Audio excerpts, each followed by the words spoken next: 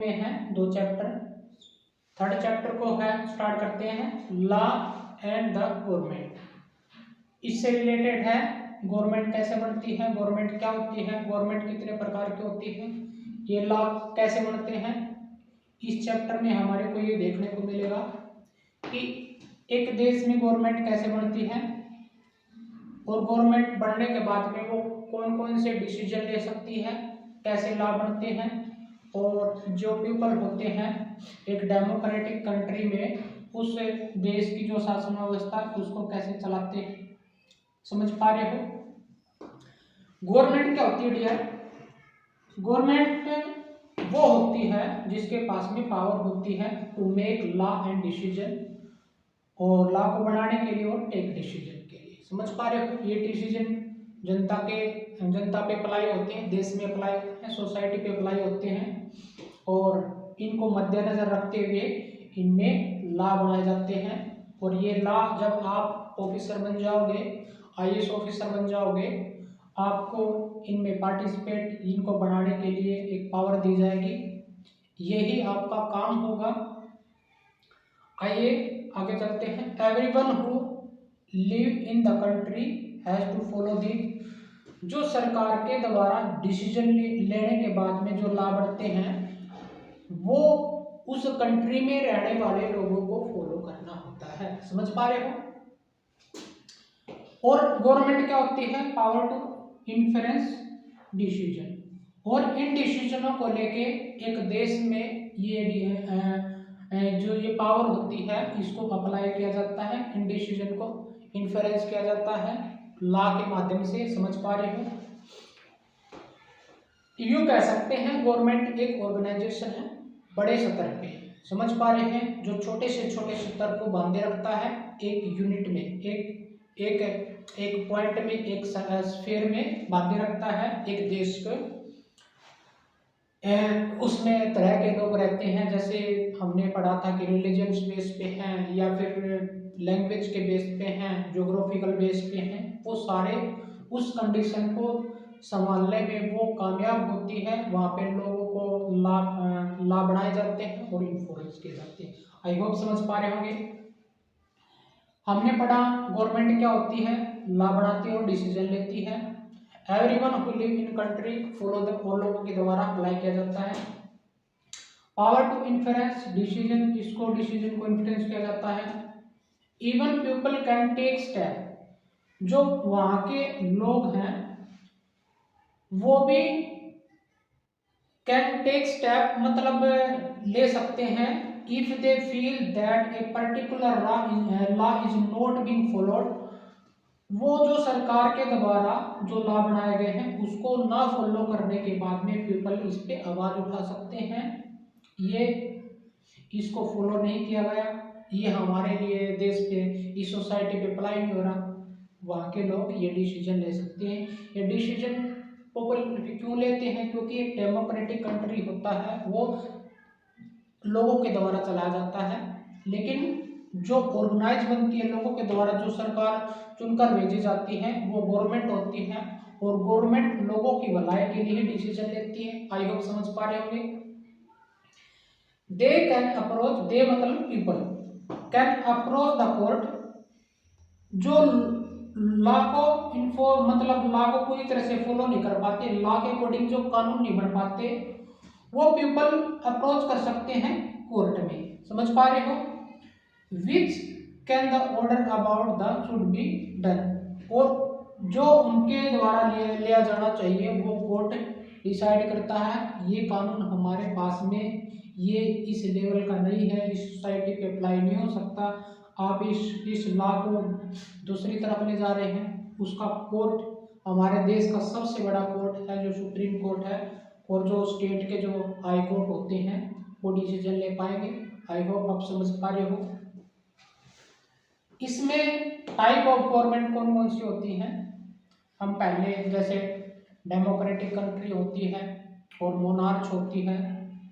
Democratic country आप समझ पा रहे होंगे, जो लोगों का शासन होता है, लोगों के द्वारा किया जाता है और लोगों पे ही अप्लाई होता है, उसको डेमोक्रेटिक कंट्री बोलते हैं। दूसरे नंबर की गवर्नमेंट होती है मोनार्च, जिसमें एक राजा या किंग और क्वीन होता है या पर्टिकुलर पर्सन। पहले हुआ करते थे राजा, आज भी हैं। जैसे हमारे पास में भूटान है, भूटान का जो नरेश है वहाँ पे ये ये अप्लाई होती है, ये मतलब मोनार्च के रूप में। और एक बढ़िया है ब्रिटेन में, जो ब्रिटेन की महारानी है वहाँ पे ये है। तो पहले हुआ करते थे, अभी भी है कुछ कंट्री, लेकिन मोस्टली आज हम डेमोक्रेटिक कंट्री के आधार पर ही इसको पॉलिटिकल के रूप में देखते हैं। ये टाइप ऑफ गवर्नमेंट हमने बताया डेमोक्रेटिक और मोनार्च के रूप में हम होते हैं। ये क्या होती है टाइप ऑफ गवर्नमेंट, ये डिसीजन कौन लेता है, determination who give to the government this power to make decision and enforce law. समझ पा रहे हो, अभी हमने यहीं पे पढ़ा था, ये वाली डिटर्मिनेशन किया जाता है कि ये गवर्नमेंट की पावर किसको दी जाएगी and make decision enforce law, इन कानूनों को कैसे इन्फोर्स किया जाता है, ये गवर्नमेंट होती है। Democratic country people give this power, लोगों द्वारा एक गवर्नमेंट को ये पावर दी जाती है थ्रू इलेक्शन। हम इलेक्शन, हमारे देश में इलेक्शन होता है, किसी भी कंट्री में इलेक्शन होता है, वो इलेक्टेड पर्सन गवर्नमेंट को रन करते हैं। आई होप समझ पा रहे होंगे। In which they vote for particular person and elect them, वो वोटिंग के माध्यम से एक पर्टिकुलर पर्सन को जितवा के इलेक्ट करके उनको वहाँ पे गवर्नमेंट बनती है, इससे फॉर्म गवर्नमेंट हो जाती है। और ये जो डेमोक्रेटिक कंट्री है कि वहाँ पे जो गवर्नमेंट बनी है वो क्या करती है, इसको एक्सप्लेन करती है या फिर एक्सप्लोर करती है इट्स एक्शन, इसके काम, और defend its decision to the people, और लोगों पे इस डिसीजन को डिफेंड भी करती है, अप्लाई भी करती है। आई होप आप समझ पा रहे हो इस पॉइंट को। और जो दूसरी टाइप की गवर्नमेंट होती है उसको बोलते हैं मोनार्च या मोनार्ची। मोनार्च का मतलब होता है, अभी बताया था, जहाँ पे किसी देश में या फिर किसी पर्टिकुलर ऑर्गेनाइजेशन में एक किंग और क्वीन शासन करता है और has to power to make decision and run the government. वो पावर रखता है और जो डिसीजन बनाने के लिए, और उन्हीं डिसीजन के माध्यम से वो वहाँ की गवर्नमेंट चलाता है। समझ पा रहे हो, हमने एग्जाम्पल दिया था जैसे ब्रिटेन की महारानी एलिजाबेथ है, और उनके जो पहले हुए राजा हुए थे वो चला रहे थे। पहले और भी देशों में राजा हुआ करते थे, फिर धीरे धीरे ये डेमोक्रेटिक कंट्री में बदलते गए। आज भी जैसे भूटान का नरेश है, ये यहाँ पे मोनार्च है। और ये मोनार्च और क्या इसकी डेफिनेशन थी, और ये क्या करता है, don't have to explain their action, वो अपने एक्शनों को एक्सप्लेन नहीं कर सकता, जनता पे नहीं छोड़ता, वो खुद लेता है। और डिफेंड डिसीजन दे टेक, और ना ही वो डिफेंड कर पाता। समझ पा रहे, जो उन्होंने बना दिया वही तय, वो जनता को फॉलो करने पड़ेंगे, जनता इसमें कोई इंटरफेयर नहीं कर पाती। जो डिसीजन लेती है वो कौन लेता है, मोनार्च लेता है। समझ पा रहे हो, कई देशों ने इसी को कंप्लेंट के आधार पे उन्होंने अपने डेमोक्रेटिक कंट्री की मांग की थी, और वो बदला भी। आज देख पा रहे हो तो बहुत सारे देशों में डेमोक्रेटिक कंट्री आ रही हुई है। समझ पा रहे हो, वर्क ऑफ एनी गवर्नमेंट हो, एक कंट्री में गवर्नमेंट क्या काम करती है, इस पे हम देखते हैं क्या करती है। जो गवर्नमेंट बनती है, चाहे वो मोनार्च बनती हो चाहे डेमोक्रेटिक है, वो क्या काम करती है वहाँ पे गवर्नमेंट जो बन के तैयार हुई है, वो take decision and get things done, और जो कुछ जो लेने के लिए, जो कर चुके हैं या फिर करने के लिए जो डिसीजन लेने हैं वो लेती है वहाँ पे। Run postal and the railway service, मतलब कुछ भी यहाँ पे कुछ भी डिसीजन लेना है, इंफ्रास्ट्रक्चर पे लेना है, पोस्टल पे लेना है, रेलवे सर्विस है, कुछ भी है, एयरवेज है, जो भी है, जो डिसीजन किसको लेना होता है, गवर्नमेंट को लेना होता है। जवाबदेही गवर्नमेंट होती है इसमें। इंश्योर फैसिलिटी फॉर सिटीजन, समझ पा रहे हो, उन वहाँ पे जो सिटीजन रह गए हैं उनकी फैसिलिटी के लिए वही इंश्योर करते हैं। जो भी डिसीजन लेना होता है सिटीजन के लिए, भलाई के लिए, बेनिफिशियल के लिए, वही जिम्मेवार होती है लॉ के माध्यम से। Maintain peacefully relation with other country, ये जो पीसफुली जो शांतिपूर्वक रिलेशन दूसरे कंट्रियों के साथ में किनको बनाता है, गवर्नमेंट बनाती है।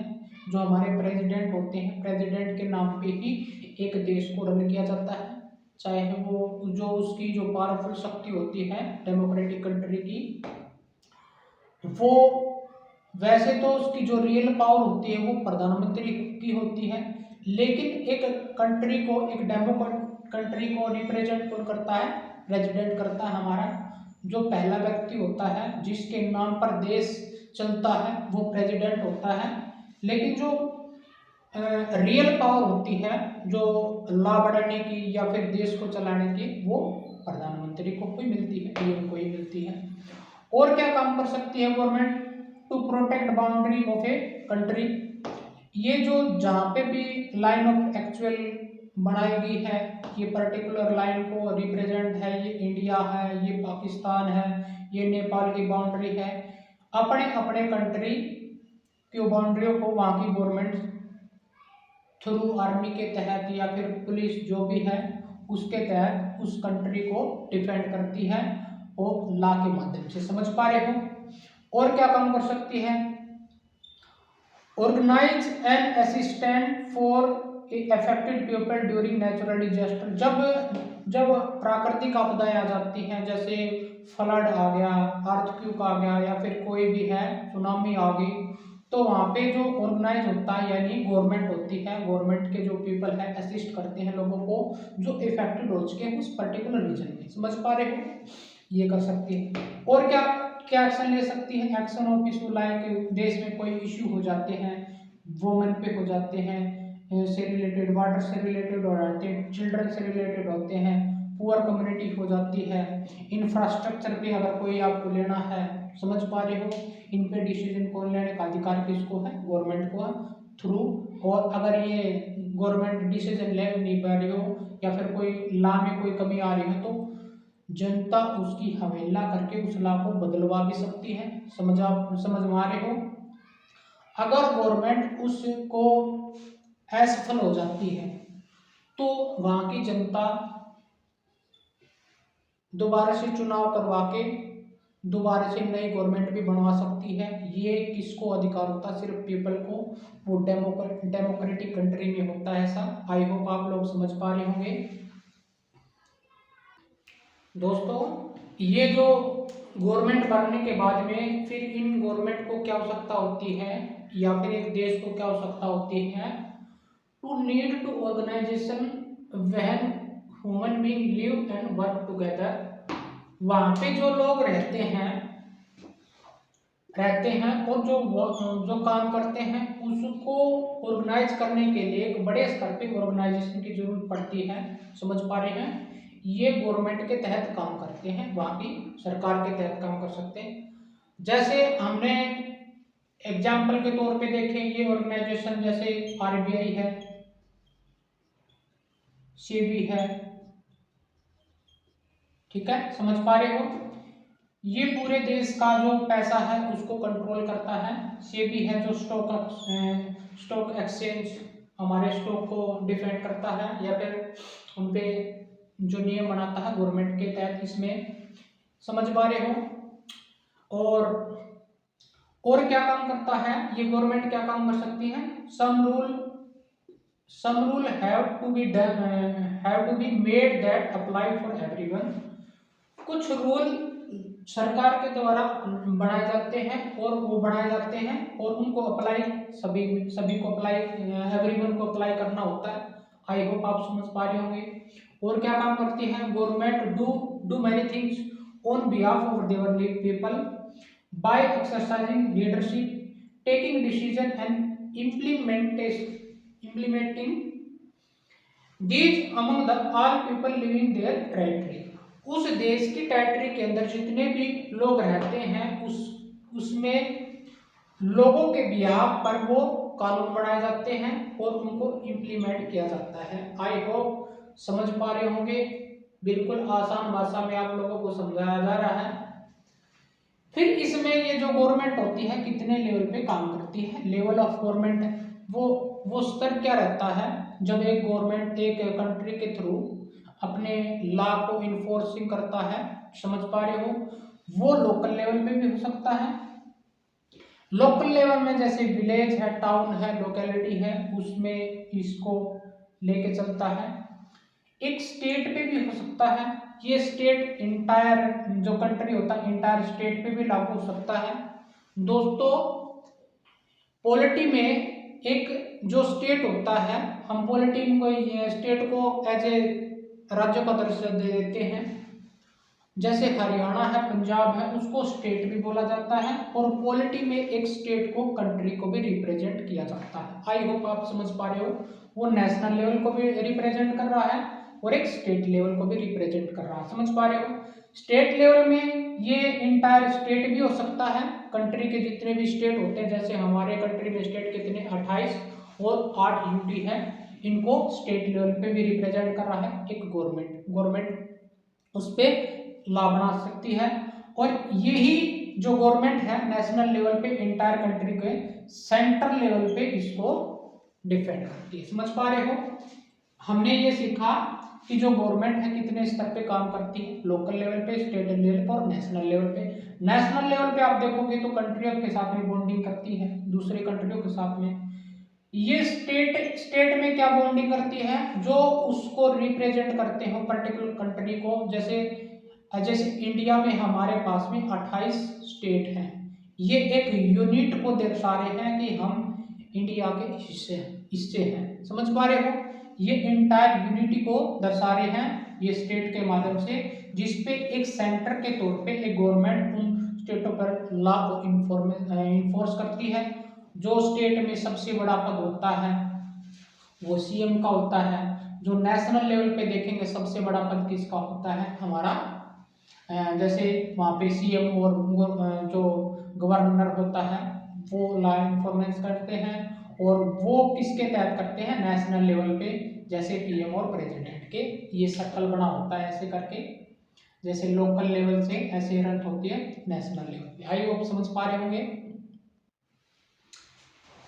India is a democratic country. जो इंडिया है वो किस धर्मनिरपेक्ष है हमारा कंट्री, डेमोक्रेटिक कंट्री बोलते हैं हम उसको। इसके जो मेन फेथ होते हैं जिसमें जो जनता इस विश्वास करती है, जनता के द्वारा इसमें रूल बनाए जाते हैं, लोगों द्वारा डिसीजन लिए जाते हैं। इसमें क्या होता है, इसका मेन फेथ क्या होता है डेमोक्रेटिक कंट्री का, इसमें जो पीपल होते हैं have to power to elect their leader. जनता को अपना लीडर चुनने का पूर्ण रूप से अधिकार होता है इलेक्शन के थ्रू, समझ पा रहे हो। रूल्ड बाय द पीपल, लोगों के द्वारा इस पे रूल किया जाता है। People rule themselves by participating directly or indirectly in the making of these rules, समझ पा रहे हो। कहीं ना कहीं देश के जितने भी डिसीजन लिए जाते हैं या फिर उन पे कोई लॉ बनता है कोई इस कंडीशन में, डायरेक्टली और इनडायरेक्टली लोगों का ही हाथ होता है। डायरेक्टली इसलिए होता है वो इलेक्शन के थ्रू रिप्रेजेंट चुन के भेजते हैं, समझ पा रहे हैं। और इनडायरेक्टली जैसे हम राज्यसभा के जो सदस्य होते हैं, जो हमारे को जो लेजिस्लेटिव असेंबली होती है उसमें जो इनडायरेक्टली होता है उसके रिप्रेजेंट उसमें भाग लेते हैं, लेकिन उनके जो सदस्य थे वो लोगों द्वारा ही चुन के भेजे गए हैं। वो वहां पे जो लॉ बना रहे हैं वो लोगों की ही सहमति के से ही वो रूल बना रहे हैं, समझ पा रहे हो। और डायरेक्टली वो इलेक्शन में भाग लेके ये जो है देश को चला रहे हैं, समझ पा रहे हैं। कोई ना कोई किसी न किसी वजह से लोगों का ही हाथ होता है इस डेमोक्रेटिक कंट्री में, कोई भी लॉ बनाना हो।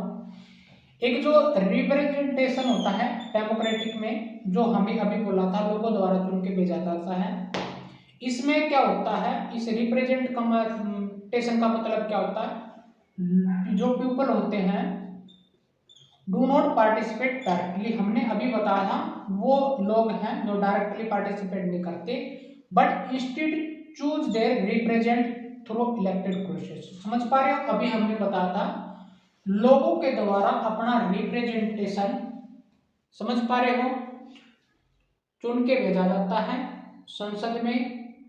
और जैसे ये एमपी के इलेक्शन होते हैं जो नीचे स्तर पे होते हैं, वो रिप्रेजेंट, एक व्यक्ति रिप्रेजेंट करता है वहां की पॉपुलेशन को, समझ सकते हो। और ये जाने के बाद में फिर ये जो रिप्रेजेंटेशन होते हैं जो चुन के गए हैं, जैसे एमपी में होता है, ये जो एमपी में मेंबर ऑफ पार्लियामेंट के जो सदस्य होते हैं, ये संसद में जाके या पार्लियामेंट में जाके वहां पे मिलते हैं और मेक डिसीजन बनाते हैं फॉर एंटायर पॉपुलेशन। एक देश का जितनी भी पॉपुलेशन होती है उस पर लॉ और इंफॉर्मेशन होती है, उसको किया जाता है। आई होप आपको समझ में आया होगा। दोस्तों, जो ये पीपल होते हैं, ये इलेक्शन पार्टिसिपेट जो करते हैं, वो उस प्रक्रिया को क्या बोलते हैं, अडल्ट, जो यूनिवर्सल अडल्ट फ्रेंचाइज है, उसके तहत ये सार्वभौमिक मताधिकार के आधार पे ये लोग इस इलेक्शन में एक डेमोक्रेटिक कंट्री में पार्टिसिपेट कर पाते हैं। इसमें क्या होता था, इसकी जो कुछ इसकी डेफिनेशन पूछ ली जाती है। ये क्या होता है, all adult in the country are allowed to vote. जो अडल्ट होते हैं जिसमें एज स्पेसिफाई की जाती है, पहले एज स्पेसिफाई नहीं की जाती थी, उसमें क्या होता था, कोई भी व्यक्ति जो एजुकेटेड है और अपनी प्रॉपर्टी रखता है, जो स्पेसिफिक माइनॉरिटी को डिफेंड करता है, वो थोड़े है, मतलब ऐसे अमीर टाइप का जो आदमी होता उसी पे लोग ट्रस्ट करते थे, वही लोग पहले जमाने में वोट किया करते थे। लेकिन ये धीरे धीरे जब कंट्री का जन्म हुआ, उस टाइम में क्या हुआ, ये देखा कि क्यों क्यों ना हम जो अडल्ट हैं, चाहे उसमें महिला भी हो, चाहे कोई भी व्यक्ति जो अनएजुकेटेड है, वो भी इसमें पार्टिसिपेट कर सकता है। लेकिन पहले जो इंडिपेंडेंस, अपनी जो इंडिपेंडेंस से पहले भी ऐसा होता था और कंट्रियों में भी होता था, महिलाओं और जो अनएजुकेटेड पर्सन थे उनको भाग नहीं देने दिया जाता था। ये specific minority allowed to vote होता था। ये जो स्पेसिफिक माइनॉरिटी होती थी वो they are the come together determine the faith of minority, और उसी पे वो लोग विश्वास करते थे। समझ पा रहे हो, इसमें क्या होता था, जैसे पहले गवर्नमेंट उन्हीं लोगों को अलाउड करती थी जो अपनी ऑन प्रॉपर्टी रखता है और एजुकेटेड है, वही वोट कर पाते थे पहले, जो इंडिपेंडेंस से पहले। फिर और अदर कंट्री में भी ऐसा ही होता था। जो महिला होती थी और पुअर होते थे और प्रॉपर्टी लेस होते थे और जो अनएजुकेटेड होते थे, उनको अलाउड नहीं होता था वोट देने का। और ये बाद में धीरे धीरे जो और देशों में भी ये बात उठी, जब फर्स्ट वर्ल्ड वॉर हो रहा था, तो महिलाओं ने भी इसका जो विरोध किया गया कि हमारे को भी राइट चाहिए जो वोट वोट का है, हम भी कानून बना सकते हैं, हम भी गवर्नमेंट में शामिल हो सकते हैं। तो जहाँ पे ऑल ऑफ यूरोप में भी जो वहाँ के लोग थे, वुमन थे, जो पुअर थे, उनको भी पार्टिसिपेट फाइट करनी पड़ी। धीरे धीरे ये सब डेमोक्रेटिक का हिस्सा बनते गए और वो एक एज स्पेसिफिक की गई, न कि जो मैन ही ऐसा व्यक्ति है जिसके पास में प्रॉपर्टी है या एजुकेटेड है वही ये अधिकार रख पाता है। इस प्रक्रिया को तोड़ के हर व्यक्ति, जो आज हम इंडिया की बात करें तो इंडिया में एज स्पेसिफाई पहले 21 होती थी और बाद में 18 कर दी गई। अब मेरे को कमेंट सेक्शन में ये बताना है कि ये एज कब रिड्यूस की गई थी, कौन से अमेंडमेंट के तहत इंडिया में ये रिड्यूस वोट की जो है 21 से 18 वर्ष कर दी गई थी। वो जो व्यक्ति जो एडल्ट है जिसकी एज 18 वर्ष है, या फिर कोई भी एडल्ट है जिसमें महिला भी आती है, एजुकेटेड में नॉन एजुकेटेड भी, वो वोट डालने का अधिकार होता था। ये कब किया गया था ये आपको कमेंट सेक्शन में बताना है। जब महिलाओं ने स्ट्रगल फॉर वोट के लिए, अपनी जो स्ट्रेंथनिंग को बढ़ाने के लिए, जो फर्स्ट वर्ल्ड वार हुआ था, महिलाओं ने इसका जो विरोध किया था, क्यों ना हम भी वोट डाल लें इस चीज़ पे, तो उन्होंने भी राइट मिल गया था वोट डालने का। यूएसए में जो महिलाओं को वोट डालने का अधिकार था 1920 में, और यूके में 1928 में। और इंडिया की अगर बात करें तो इंडिया में आपको याद होगा 1990 में वहाँ की जब गवर्नमेंट थी, जो पार्लियामेंट सुधार आपको याद होगा, उसमें महिलाओं को भी इस सरकार की जो एक्टिविटी उसमें भाग लेने का लिए प्रोत्साहित किया था। लेकिन पूरी तरह से जब हमारा इंडिपेंडेंस हुआ, जब हम गणतंत्र हो चुके थे 26 जनवरी 1950 को, तब ये निर्णय लिया गया कि हर कोई व्यक्ति जो जिसकी एज मान के चल 21 है वो भी इसमें भाग ले सकता था, यूनिवर्सल अडल्ट फ्रेंचाइजी के तहत। लेकिन ये एज को रिड्यूस किया गया था, वो एज मैंने पूछी थी, वो उसको आपको कमेंट सेक्शन में बताना है। ये चैप्टर आप हम लोगों का खत्म हो चुका है, हमने इन 2 चैप्टर को किया। आई होप दोस्तों आपको ये लेसन आपको अच्छे लगे होंगे, दोनों के दोनों। आपको ये अच्छे लगे हो तो लाइक करना मत भूलें, सब्सक्राइब करना ना भूलें, कमेंट करना ना भूलें। अगर कोई पॉइंट गलत हो गया है मेरे समझाने में या आपको समझने में, आप कमेंट सेक्शन में पूछ भी सकते हैं, डिस्क्रिप्शन में आप जाके वहाँ पे कुछ लिख सकते हैं, और आप उसको करेक्शन भी करवा सकते हैं, कमेंट सेक्शन में लिख भी सकते हैं। Thank you so much, take care.